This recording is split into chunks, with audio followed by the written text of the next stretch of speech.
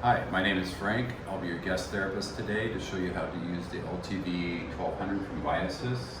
Full disclosures, I have no relationship with Viasys or any investments. So the first thing you want to do is make sure that it's plugged in to power. It does have a battery. We have external power. It's alarming that we turned it on. So we're going to silence that. And then we have it plugged into an oxygen device so we can give 100%. To turn it on, here's the on button.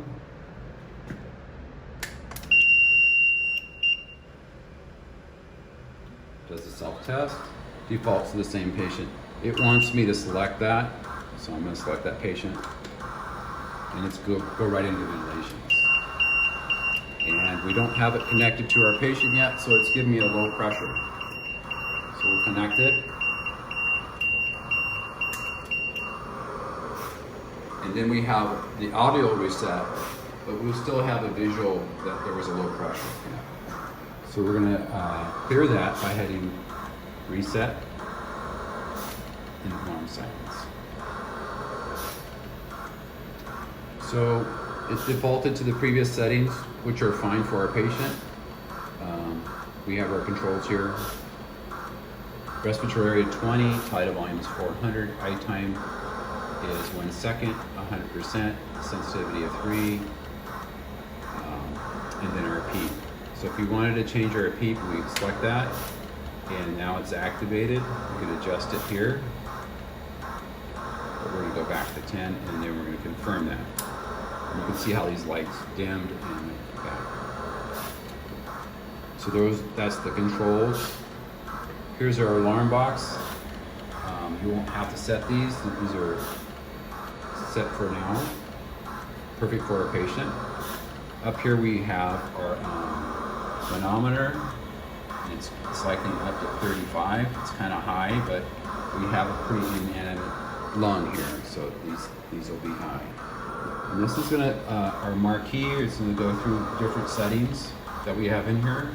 Here's our peak inspiratory pressure, same as that one, so it's 36 to 35. Our mean airway pressure is 16, our PEEP of 10, our respiratory rate, and our tidal volume. And it's an inanimate lung, so it's not going to be accurate as much. Things to be able to do is, if you're called to, is to be able to adjust the respiratory rate. So you'd select that. Everything's dim except for the respiratory rate, so we can go up with our toggle here and select our tidal volume. Eye time you won't have to worry about. You may be called to adjust the FiO2. You would hit that and you can titrate it down. We already went over the peak. If you need a suction, you can just hold this down and it goes to 100% for about 2 minutes. And that will reset itself. If you want to turn it off, just hit it again and it goes back.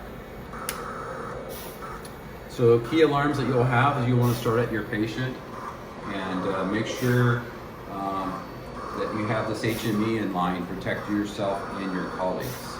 And the therapist, there should be one set up ready to go. So if it becomes disconnected, it's in the cycle, you're going to get a low pressure alarm. So if you hear that and see that, you get an alarm, silence it, and just work your way back from the patient. So it's usually going to be here from a cough, or if the circuit gets pulled somehow, and then work your way back. It could become disconnected here. This is on the way tight. And just work your way back. These are all secure, all the way here. This is a notorious spot for getting disconnected here and here. And then we have our pressure lines, our exhalation lines, and our manometer lines. Just make sure those are all snugged up. All your therapists have in your power. So we're going to reset that. Disconnect. Same thing as a low pressure. It's saying that the patient got disconnected. We're going to reset that. Reset our low PEEP. Probably the second most common alarm you're going to get is the high pressure alarm, and that's going to be You have your low peak also, so we're not going to get that. Here's your high pressure alarm. And that's going to be, the patient could be coughing. Patient could be coughing. Tube can be crushed. May need to be suctioned. So that's a good thing. What else are the causes? You could have an obstruction of the airway. You could have a mucus plug, bronchospasm, pneumothorax. So it's most likely going to be coughing. That's your number one. Or your patient may need to be more sedated or fighting with that. This is our high pressure. It's above 40. Reset that.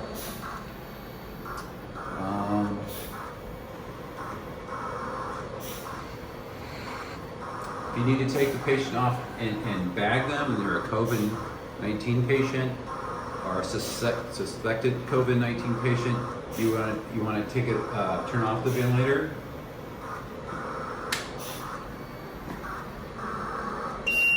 Okay, so if you have to take your patient off to bag the patient, you're going to want to take it off right here at the Y, in between the HME and the Y.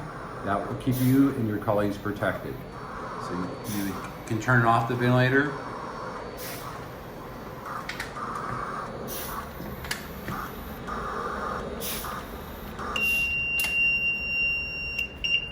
So you're going to take it off here. And then you'll have your bag going.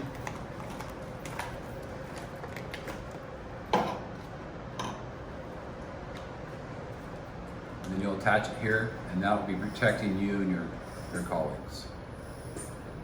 Things to know when you're bagging is you can see how small the volume I'm doing, and we're still ventilating. This is a whole liter here. Don't want to use the whole liter. You can see how I'm over ventilating the patient. So we just want nice small ventilations. And that's super important if you're mask ventilating too. Just put the mask on.